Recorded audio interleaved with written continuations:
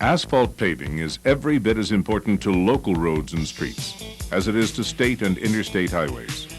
And proper inspection of the work is just as critical. It's your job to ensure that the citizens of your community get the high-quality asphalt pavement they deserve. This videotape training has been developed as part of the Local Technical Assistance Program, LTAP. It is designed to give you, who are responsible for construction and maintenance of the local road system, the information you need to effectively inspect asphalt paving operations. In addition to the video, there's a checklist to remind you of the key inspection points. Now, because of our country's move to metric measurements, we're going to use metric units throughout this presentation and in the checklist. The video is in 3 parts, so after a few minutes of viewing, you can discuss what you've just seen and heard. All 3 parts are on this tape. Here in part 1, we'll look at your responsibilities before paving begins. Document review, coordination with the public, field review, equipment checks, traffic control, and weather requirements. Then, we'll look at inspecting the Tack coat application. Part 2 covers the paving operation itself.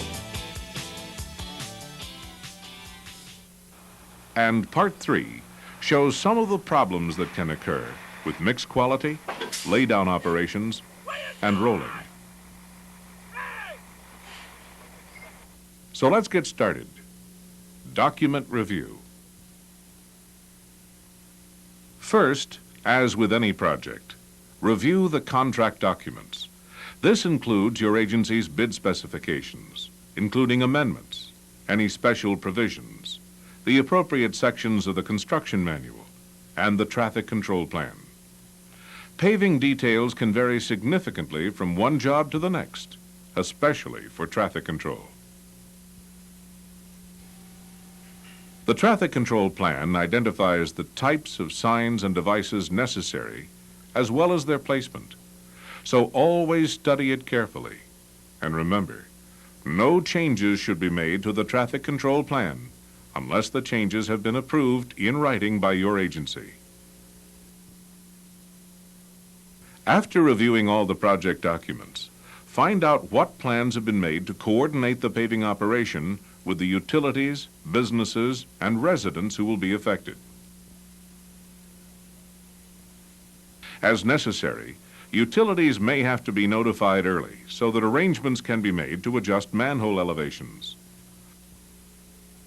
Also, any planned crossroad utility cuts must of course be completed and patched before the new pavement is placed. Businesses should be contacted to arrange access times for employees if entrances and exits will be blocked by the paving operation. Private residents must be notified too. As the inspector, you should check out all such arrangements before paving begins. You should also take time to review the field conditions.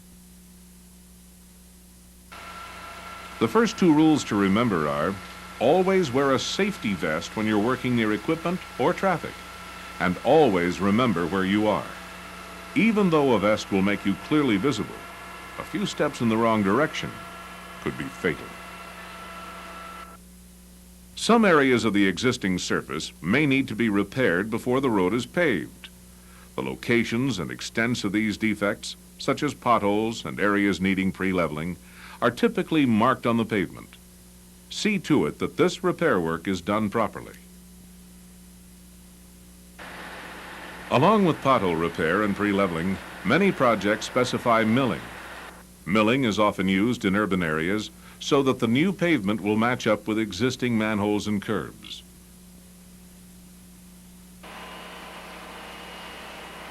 This procedure is also effective in eliminating wheel ruts.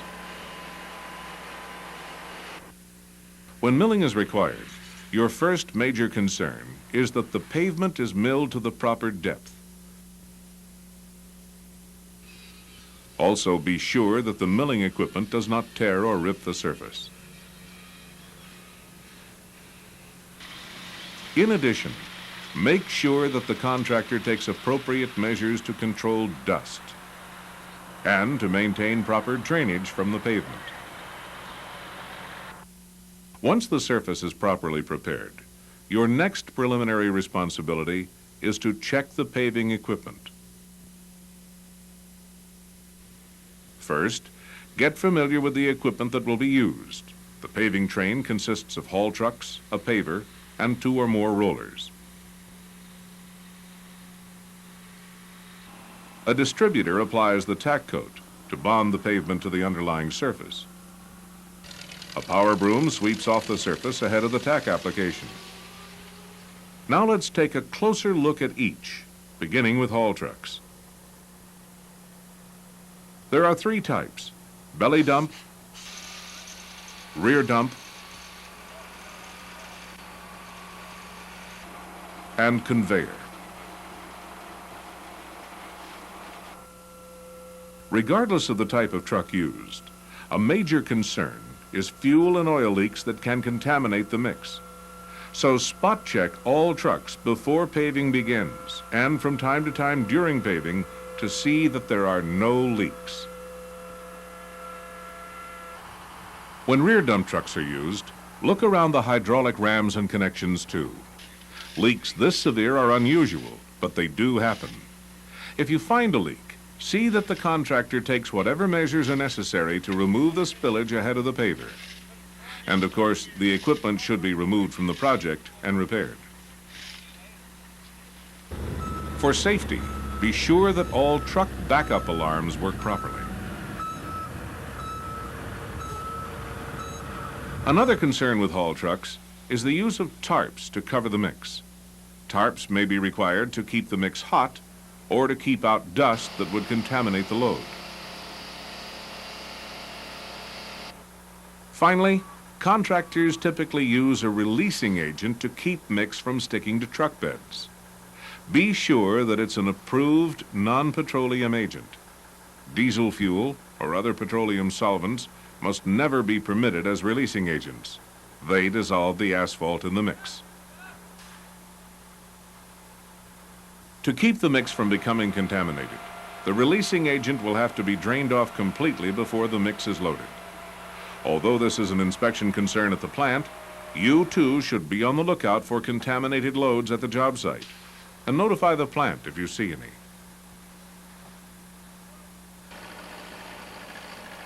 Okay, now let's look at the paver or laydown machine.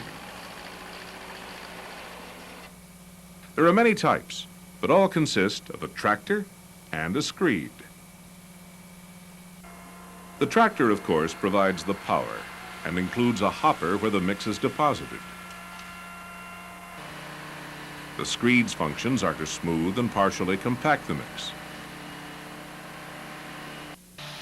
When belly dump trucks are used, a pickup machine is attached to the front of the tractor.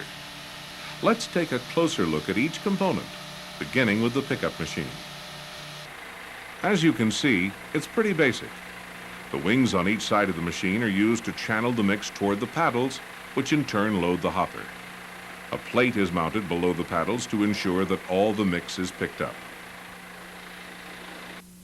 Rear dump and conveyor trucks load the paver directly.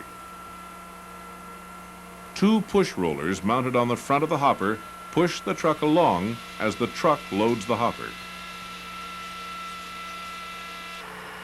Inside the hopper, 2 flight chains carry the mix through the tractor. The flow control gates over each chain are adjusted to allow the right amount of mix to pass through. As the mix comes out of the back of the tractor, the auger distributes it evenly in front of the screed. On many pavers, paddles are mounted at the center of the auger to keep material flowing toward the edges. A slope shoe, like you see here, may be attached to the screed to bevel the outside edge of surface courses.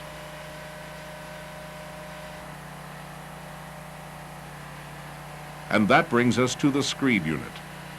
The screed acts independently and is pulled by the tractor. It strikes off the mix and partially compacts and smooths it through its vibratory or tamping action. See that the surface of the screed is smooth. A warped screed, or a screed with worn edges, can rip the new surface or cause the pavement to be uneven. You should also check into the adjustment of the screed.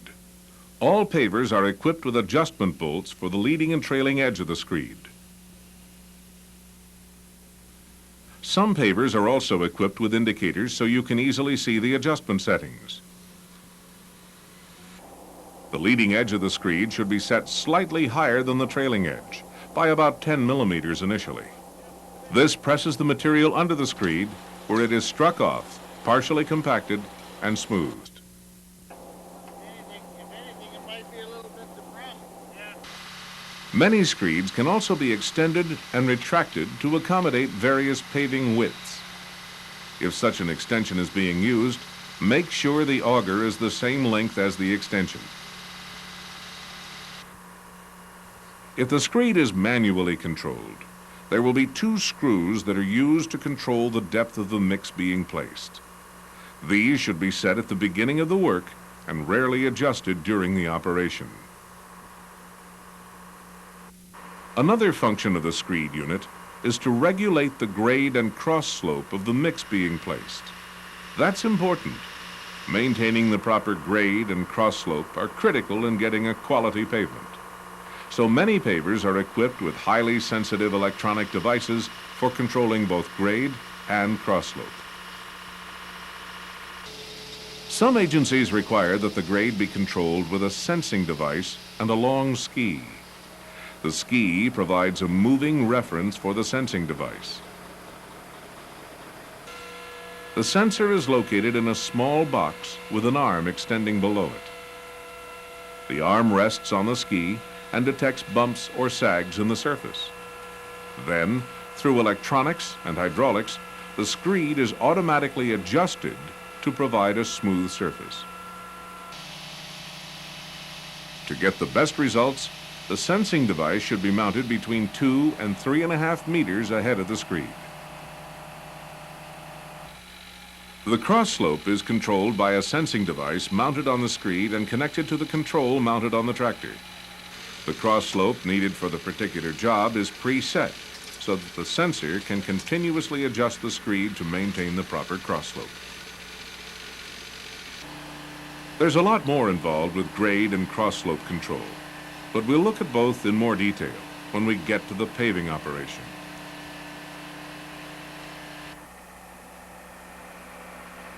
Now let's look at the rollers. There are many types, but all can be classified as steel-wheeled or pneumatic-tired.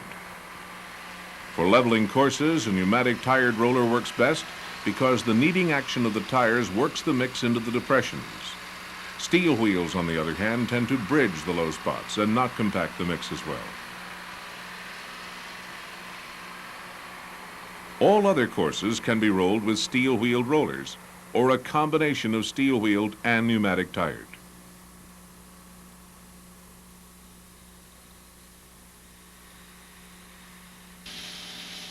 The main point with rollers is that the compaction requirements have to be met.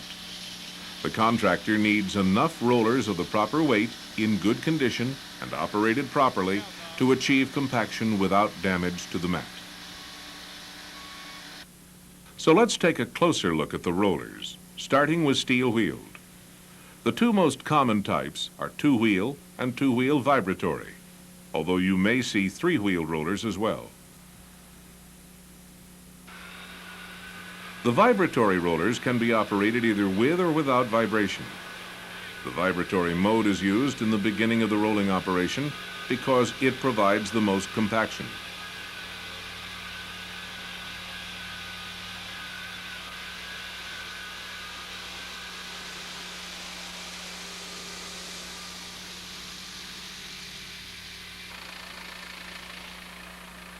The static mode, that is without vibration, allows the same roller to smooth out the pavement. The first thing to check on all steel-wheeled rollers is the drums. If they're not smooth, there's just no hope for a smooth pavement. You should also check the scrapers and mats.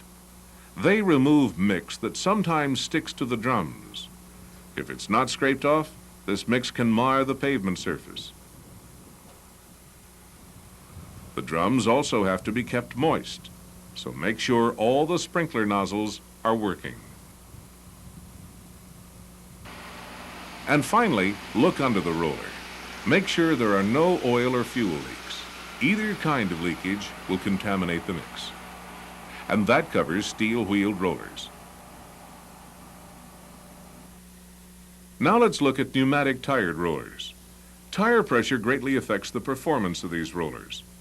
All tires must be inflated to the same pressure within the tolerance suggested in the checklist.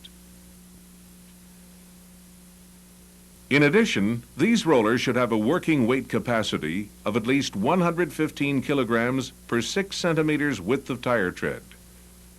So measure the width of the tires and divide the number of centimeters into the total weight of the roller. Your checklist covers these calculations in detail.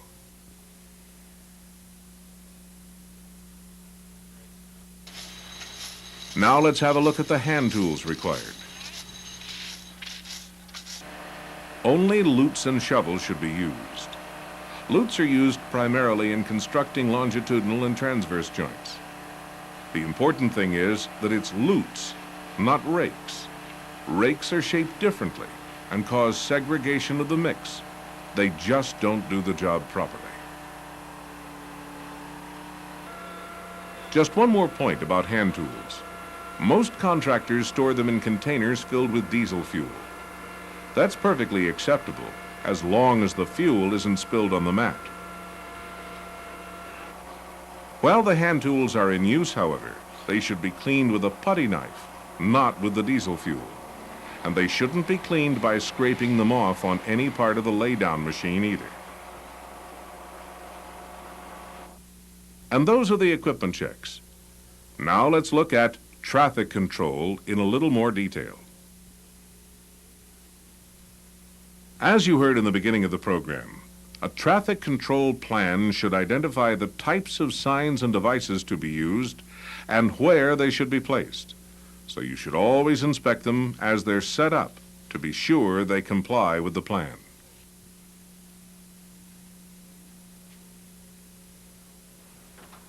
Now, although the exact signs and devices and their locations will change from project to project, there are a number of principles that apply to all traffic control zones.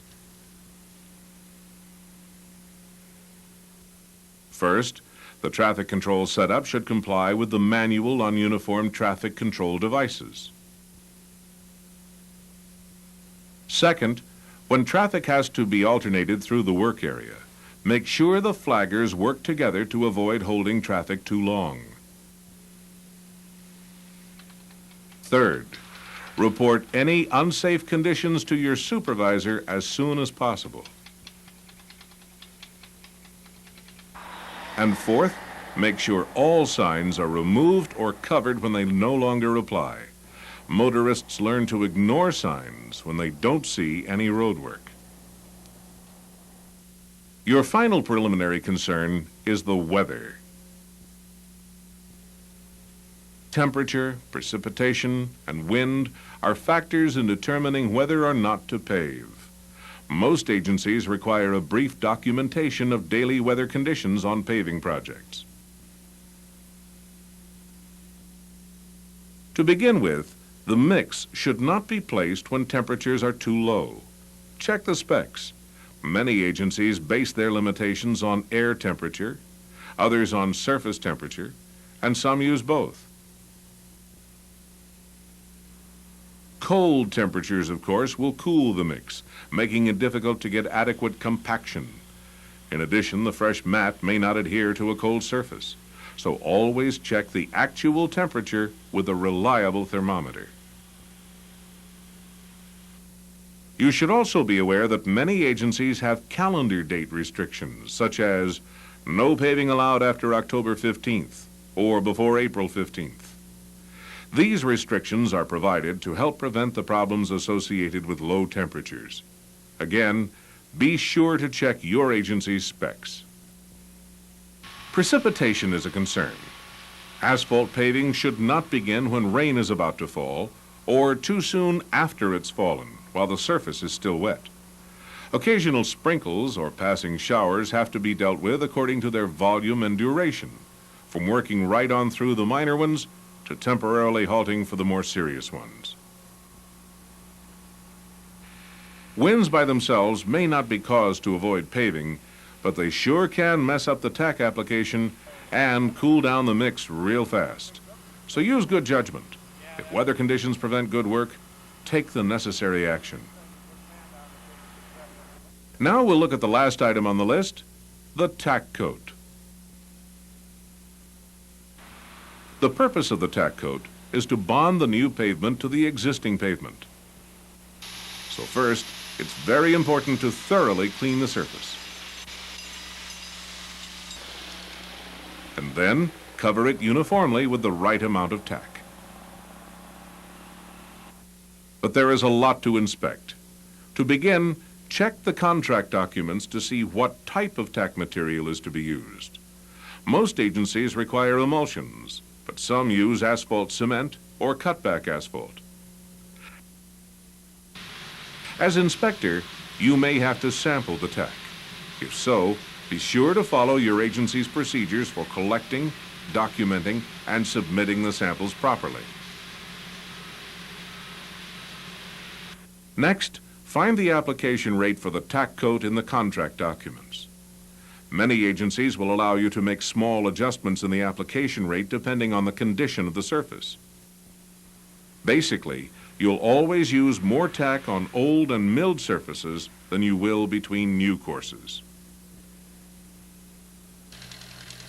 Then, record the number of liters in the distributor so that later you can calculate the application rate. You'll also need this information for payment purposes. Before the material is applied, see that the surface is both clean and dry. Otherwise, the tack won't bond the new pavement to the existing surface.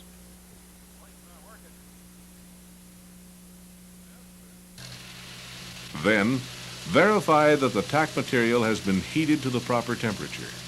The contract documents typically give a temperature range. Also be sure that the distributor's pump pressure is correct and constant according to the manufacturer.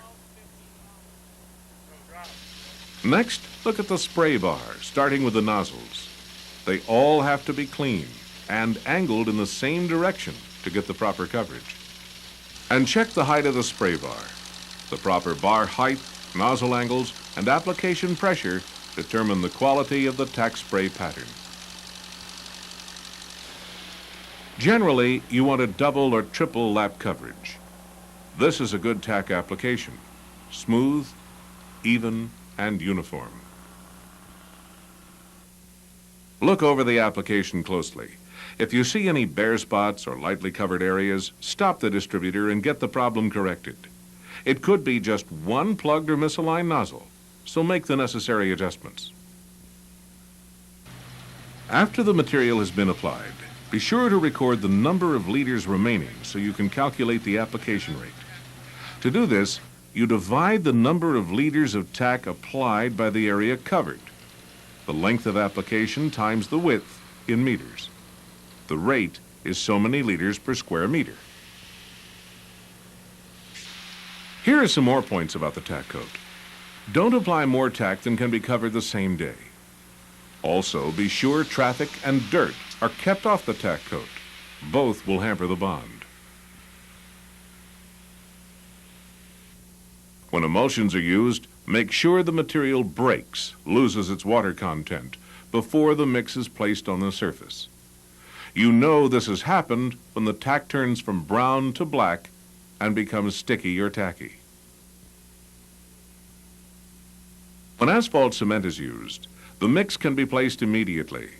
However, when a cutback asphalt is used, it must first cure. That is, the solvents must evaporate. You can check the application with your finger. Before a cutback cures, your finger will pick up an oily film.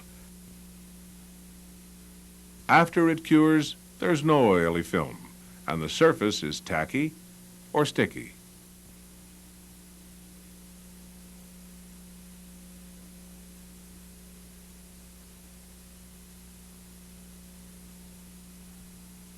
With that, we've covered your preliminary inspection responsibilities and the Tack code application.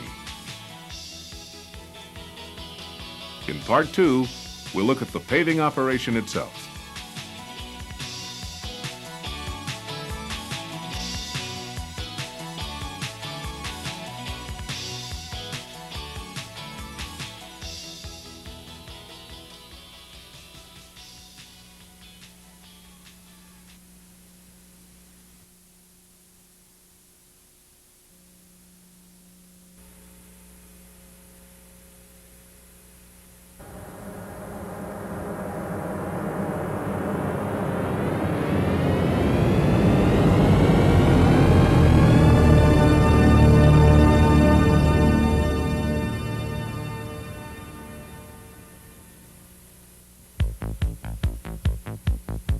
High-quality asphalt pavements don't just happen. They're a result of thorough preparation, good communication, and most of all, the inspector's attention to the details.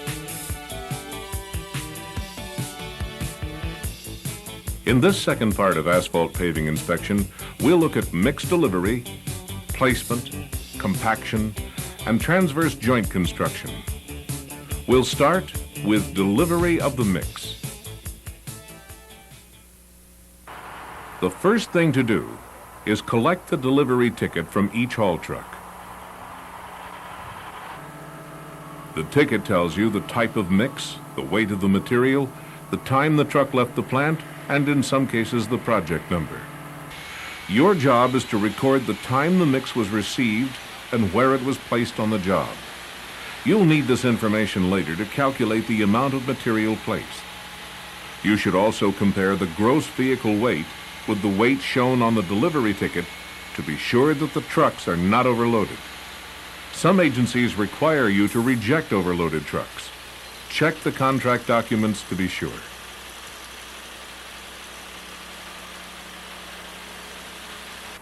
You'll remember from Part 1 of this course that there are two ways to deposit the mix at the project. The conventional method, where the haul trucks load the paver directly, and the windrow method, where the trucks dump the mix in a windrow and a pickup machine feeds the paver.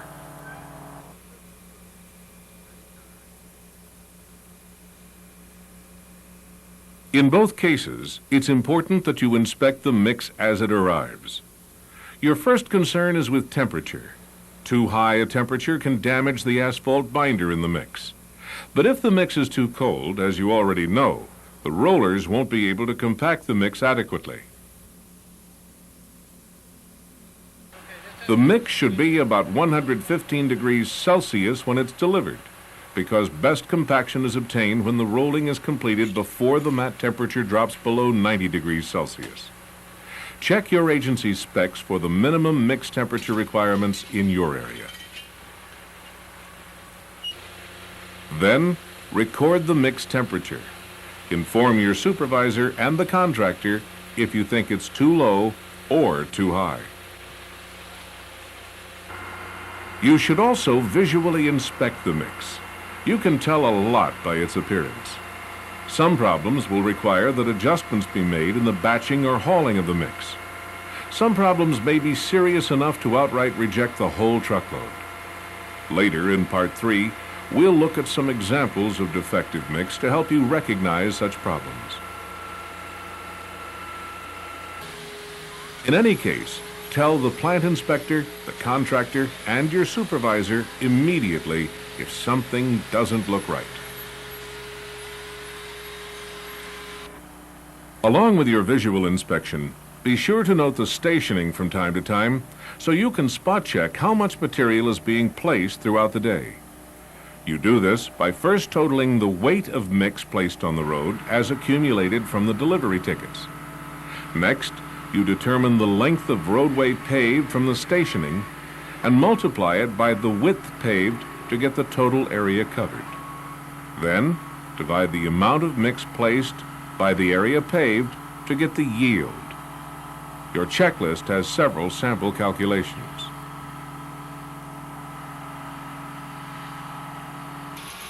A couple more rules about delivery of the mix. The first rule is the contractor should have enough haul trucks to maintain a constant supply of material to the paver. That way, the paver moves forward continuously at the same speed. In addition, a constant supply of material means that the mix will be placed and compacted at a constant temperature, and that helps produce a good mat. Rule number 2 is that rule number 1 is nearly impossible on high-volume two-lane roads. In these situations, even the best efforts to maintain a constant supply of mix to the paver may be frustrated by haul trucks stuck in traffic. The best solution here is to stop the paver quickly when stopping is necessary, and then to reach paving speed quickly when paving resumes. This helps to avoid depth changes and mat roughness as a result of variable paving speeds. Now let's take a look at mix placement, beginning with the conventional method. First, the haul truck should stop about a half meter from the paver so that the paver can move forward to contact the truck tires with its rollers. See that this contact is made smoothly and evenly.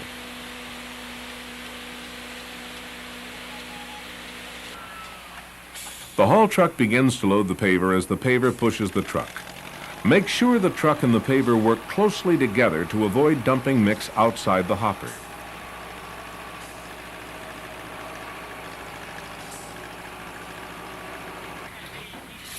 If you see material spilled ahead of the paver, make sure it's shoveled up so the tractor won't run over it. Another concern during placement is mix sticking to the sides of the hopper. What we want to avoid is cold, hardened mix mingling with good mix. Some people insist that the wing should be raised and lowered after every truckload. Others maintain that the wing should never be moved. Both arguments are valid, and either practice should be allowed, provided that only hot mix is used in the pavement. So if the wings are raised, there must always be ample mix on the conveyors for the wing material to mix with. When the windrow method is used, one of your main concerns is that all the mix is picked up. So see that the wings and the plate rest flat on the surface. If any material isn't picked up, have the contractor shovel it away from the wheels so it won't be run over by the pickup machine or the paver. From here on, your inspection concerns are the same for both methods. Check the overall quality of the mat. It should be smooth, uniform, and free of blemishes. If it's not, something is wrong with the paver or the mix. And look closely again for segregation. If the texture of the mat isn't uniform, the mix has segregated. Inform your supervisor and the contractor right away. Again, we'll look at some examples of mat problems in Part 3. Keep in mind that very few operations will run perfectly, so the important thing is for you to communicate. The depth of placement is also important. The contractor should make several loose depth checks using a depth gauge. A general rule of thumb is that the mix will compact about 20% in depth. So as an example, if the course being placed is supposed to be 60 millimeters thick, the loose depth should be about 75 millimeters. If changes in depth are necessary, the contractor should make the adjustment gradually. Both you and the contractor should then let the paver advance about 10 meters before rechecking the depth and making further adjustments.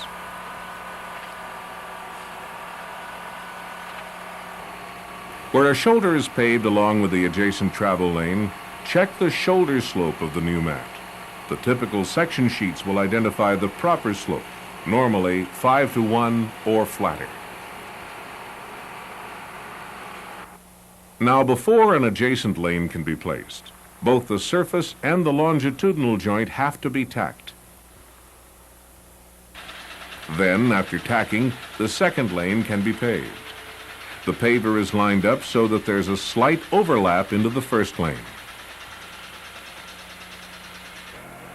After the paver goes by, the joint should be ready for rolling. In some cases, however, a small amount of handwork may be necessary, using a lute to bump the overlapped mix back into the joint. When handwork is required, it should be minimal. Never allow anything like this.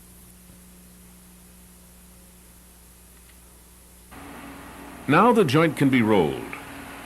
We'll cover compaction in more detail later, but for now, just remember that longitudinal joints should always be rolled before any other section of the mat. Now let's look at grade and cross-slope control.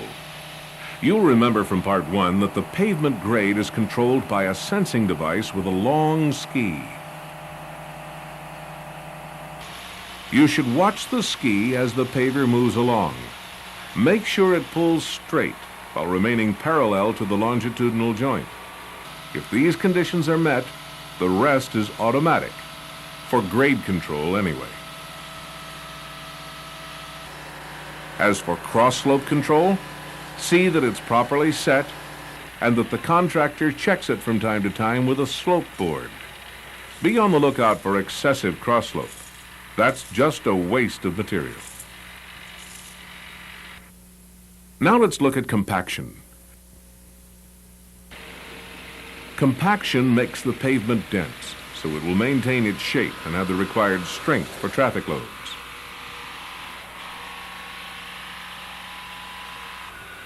Different types of rollers may be used and different rolling patterns may be followed from job to job, but all rolling must achieve the desired density, smoothness, and surface texture.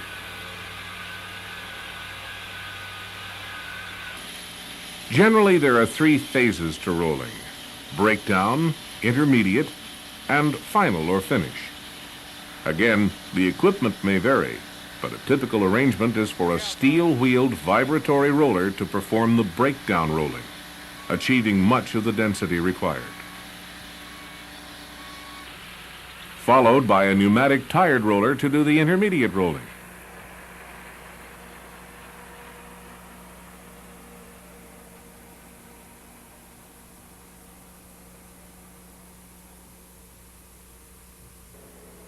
And then a static or non-vibratory steel-wheeled roller to provide the final or finish rolling. This last phase should remove all roller marks. On jobs where 3 or more units are not available, the rollers used should be operated to obtain full coverage and leave the mat with the required density and surface quality. Now here are some tips when you inspect the rolling. First, watch each roller as it reverses directions. It should come to a stop gradually and then reverse smoothly.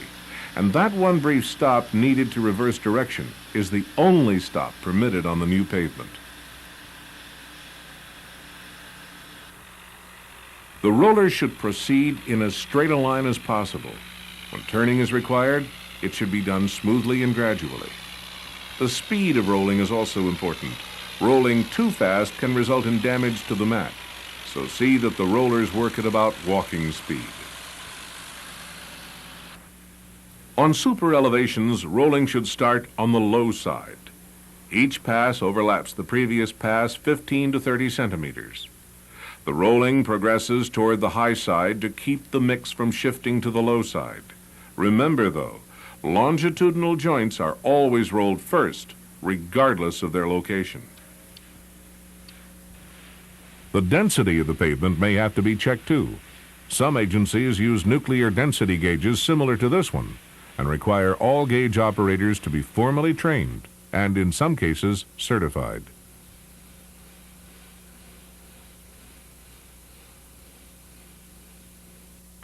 You should know that while it's important to roll the mat until it's dense enough, it's also possible to over-roll the mat. Too many roller passes may actually begin to reduce the density. After the pavement has been compacted and is cooled sufficiently, temporary pavement markings should be placed along the center line if the pavement will be open to traffic. These markings must be placed for the full length of the area paved by the end of each paving day.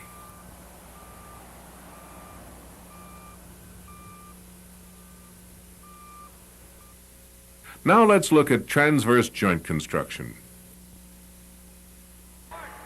This involves making cold construction joints across the pavement perpendicular to the roadway center line. The joints are made when the contractor stops work at the end of the day, when the paving operation is delayed, or when bad weather is imminent. The first step in constructing a transverse joint is to cut away and remove the mix to a point where the mat has the required depth and slope. Since this is the point where paving will begin again, you need to be sure that the two mats will match up when paving resumes. Now, whenever the road is to carry traffic in the meantime, such as overnight, a temporary ramp must be constructed to provide a smooth, safe transition between the new pavement and the old surface. Sheets of paper are typically used in constructing these ramps, separating the mix that will form the ramp from the existing surface and the vertical face of the joint. Enough widths of paper must be placed to hold a ramp of proper taper, usually 20:1. Such a taper length won't jolt motorists as they drive over the joint. Mix is then placed on the paper, up against the joint face and extending to the full taper length. The joint and the ramp must be compacted the same as the rest of the mat. Rolling across the joint and down the ramp ensures that the end of the full depth portion gets properly compacted.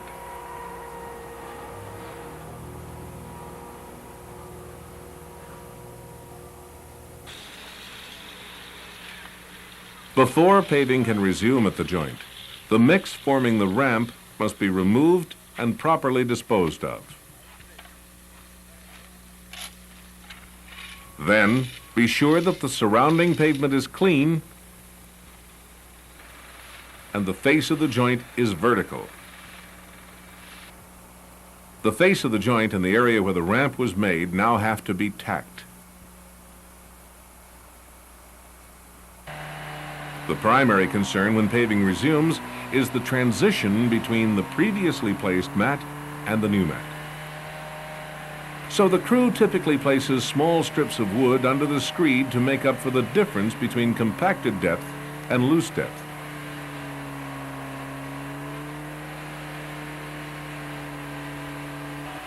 After the paver goes by, see that any excess material is removed.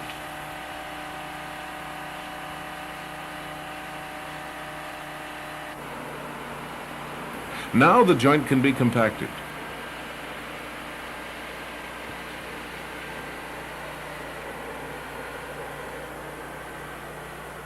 In the process, checks should be made with a straight edge to ensure that the transition is smooth. You should observe this check and have any high or low spots corrected.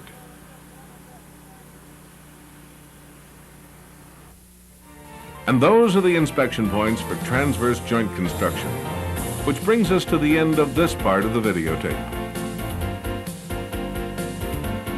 Communicating with the plant, discussing operations with the contractor, and keeping your supervisor well informed are all part of good inspection procedures.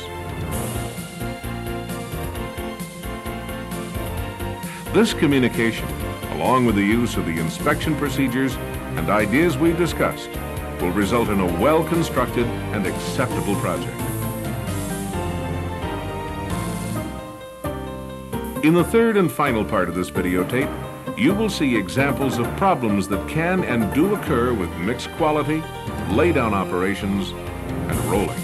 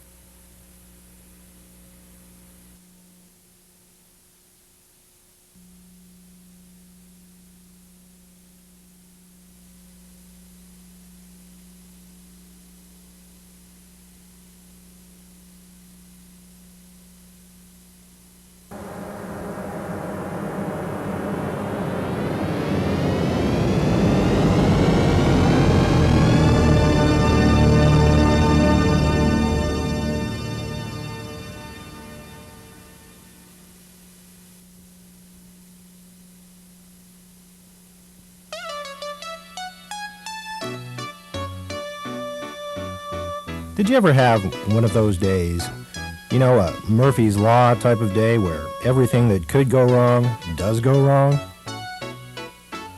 Well, in this third part of asphalt paving inspection, it will sure seem like one of those days. We'll have all kinds of problems with mixed design, paving, and compaction. But don't blame it on the crew. You know, usually it seems like every time we take out a camera to videotape an operation, a good operation mind you, something goes wrong. It's not planned, it's not even typical. It just seems like the camera is a curse. To make matters worse, this poor paving crew had 2 cameras on them. Well, actually, this is one of the best crews we've seen. They were so good, we had to ask them to be bad, to do things wrong on purpose, so we could show you what to look for. In doing so, we may talk about the causes of problems and show them being repaired. However, that's not the real purpose here. Identification is. So be aware that there may be other causes of problems and possible solutions besides those listed here.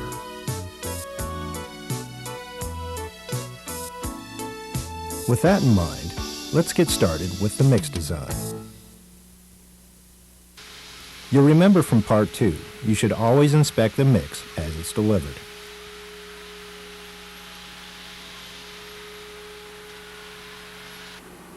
There are several mix defects that can occur at the plant, especially a plant as schizophrenic as we ask this one to be.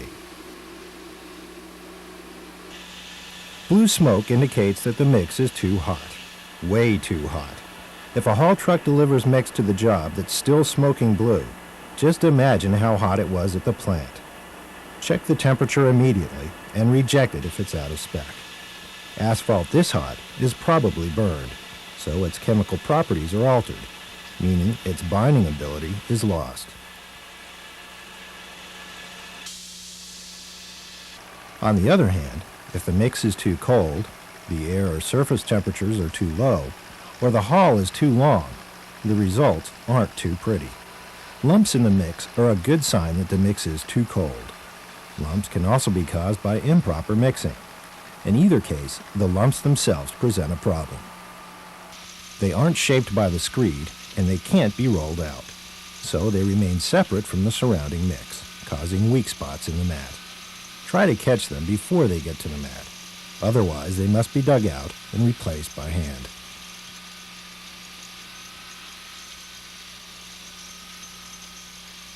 Another clue that the mix might be too cold is a stiff appearance. This can also be evidence, though, that there's not enough asphalt in the mix, especially if the mix looks dull. No, I don't mean boring, I mean lacking the normal shininess of fresh mix. A stiff, dull mix is a sure bet you'll have binding and compaction problems. Now, quite the opposite. Too much asphalt. Now, this may be as obvious as asphalt soup, a few aggregate floating in a pool of oil. Usually, though, you can tell by the flow of the mix. If it's more fluid than normal, chances are good the asphalt content is too high. This can cause compaction problems and bleeding on the surface.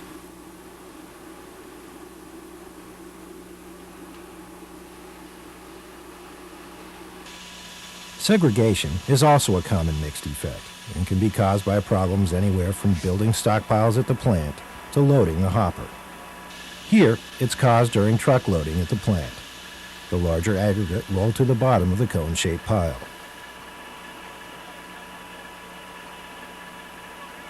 Pockets of fines and pockets of coarse aggregate are easy to spot.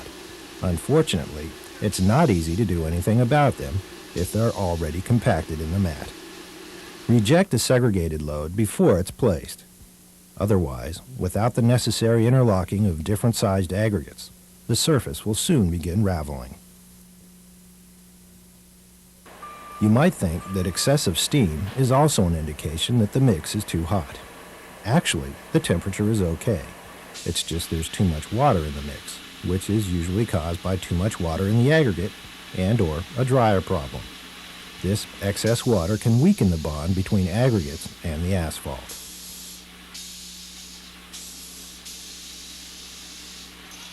Another thing to look for in the mix is debris, or perhaps an oversized piece of aggregate.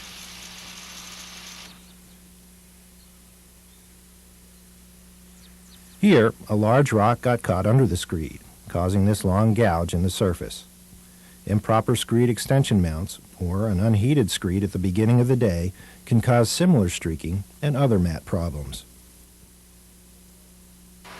You never know what might get into the mix, or what might get thrown in the hopper with it. You may be aware that some parts of the country use recycled asphalt material. As of yet, though, no one recommends paving with recycled aluminum.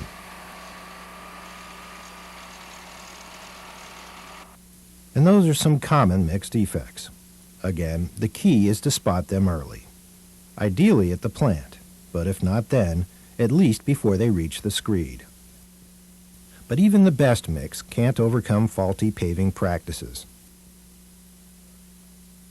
Let's start with haul trucks. Can there ever be too many? Sure.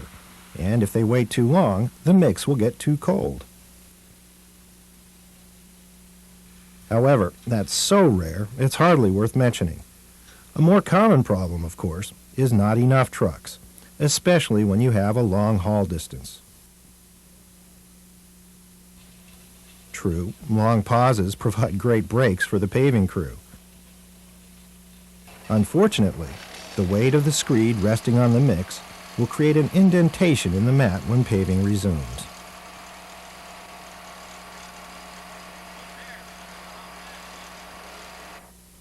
This can put a lot of pressure on drivers to speed things up, which often leads to another consequence: trucks bumping the paver. The result, besides an upset whiplash victim, is that the truck knocks the screed back into the mat, creating a crease. A problem that's hard to fix, but simple to avoid with a little effort on the driver's part. Something that might take a little more skill for the truck driver is working on hills. Remember, in most cases, the truck backs up to within a meter or so of the paver and stops. The paver moves ahead and pushes the truck while the truck loads the hopper. That's simple enough on flat ground. But when going down a hill, the truck driver needs to apply the brakes, or the truck will pull ahead of the paver and spill the mix.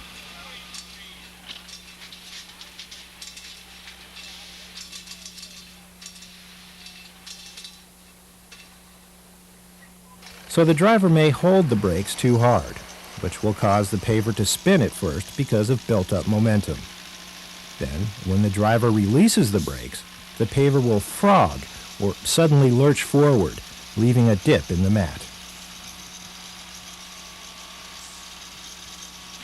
If you're working on hilly terrain, consider using a hitch, or a device like this, which is inserted in the truck's wheel wells to hold the truck in place.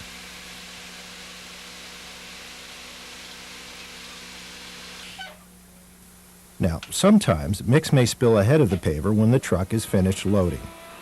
Some crews shovel this mix to the middle. Others remove it.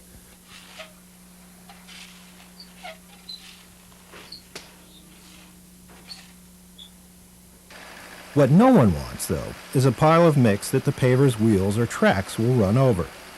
Even though most screeds respond to the sensing device, they are still attached to the paver.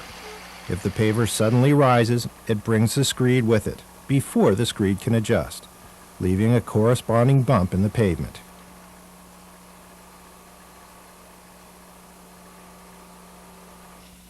Here, for our dramatization, our pile of spilled mix created a virtual speed bump. While we're behind the paver, let me introduce Windmill Johnny. It's easy to see how he got his name. He's constantly whirling and twirling the mat depth controls. Depending on the machine and the intervals between adjustments, he's either accomplishing nothing, or these abrupt changes will show up in the mat.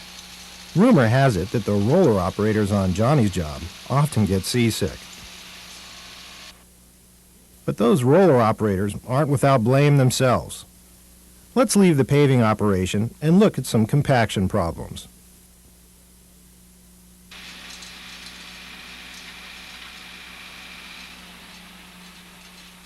Some people call this hot mix. Some people call it hot asphalt. You can call it hot for short because it sure is, especially in the middle of summer. A nice cool drink is not just a luxury, it's a requirement. But never park the roller on the fresh mat, especially right behind the paver.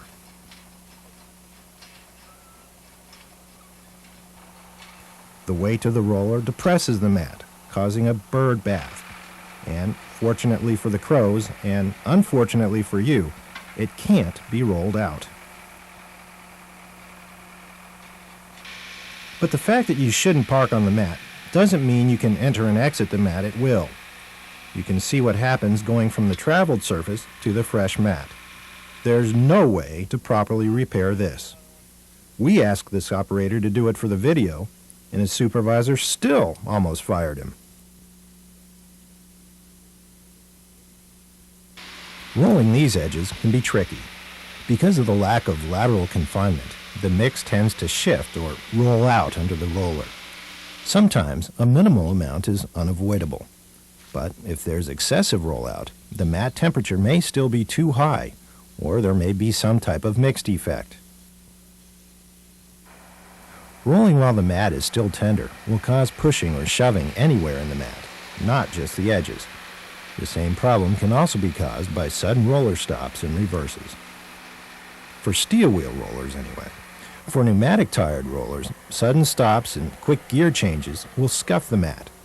And if the mix is cooled too much, almost any change in roller direction may leave marks on the mat.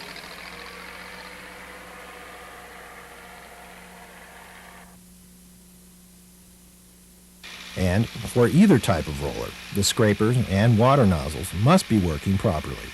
Otherwise, they'll pick up mix, a surface defect in itself, which ends up leaving impressions each time the clod of stuck mix impacts the surface.